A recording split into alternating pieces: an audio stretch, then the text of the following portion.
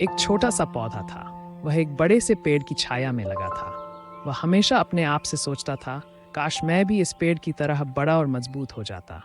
लेकिन पेड़ की छाया इतनी घनी थी कि उसे धूप और हवा नहीं मिल पाती थी। एक दिन एक तेज हवा चली। उसने पेड़ की कई डालियां तोड़ दीं। पौधे ने सोचा, अब मेरा मौका आ गया है। उसने अपनी जड़ें मिट्टी में गहराई तक गाड़ दीं और धूप की ओर बढ़ने लगा। शुरुआत में उसे बहुत मुश्किल हुई। उसे धूप की किरणों के लिए संघर्ष करना पड़ा, बारिश का पानी ढूंढना पड़ा। लेकिन उसने हार नहीं मानी। वह हर दिन थोड़ा थोड़ा बढ़ता गया। कई साल बीत गए।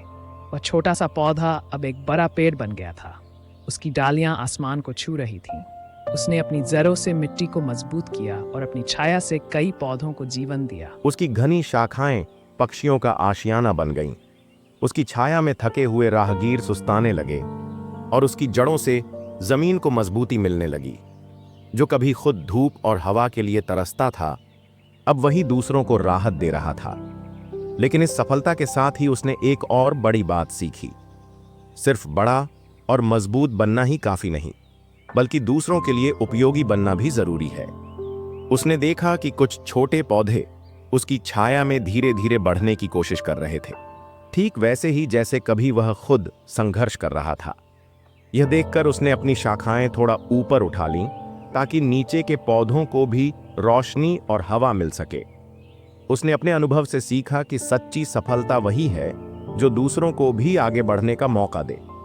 यह कहानी हमें सिखाती है कि जीवन में चुनौतियां हमें मजबूत बनाने के लिए आती हैं। कभी कभी परिस्थितियां हमारे अनुकूल नहीं होती, लेकिन अगर हम धैर्य और आत्मविश्वास के साथ आगे बढ़ते रहें तो एक दिन सफलता निश्चित रूप से हमारे कदम चूमती है। और जब हम सफल हो जाएं, तो हमें यह भी याद रखना चाहिए कि दूसरों को आगे बढ़ाने में भी हमारी अहम भूमिका होनी चाहिए, क्योंकि सच्ची महानता सिर्फ खुद ऊंचा उठने में नहीं, बल्कि औरों को भी ऊपर उठाने में है।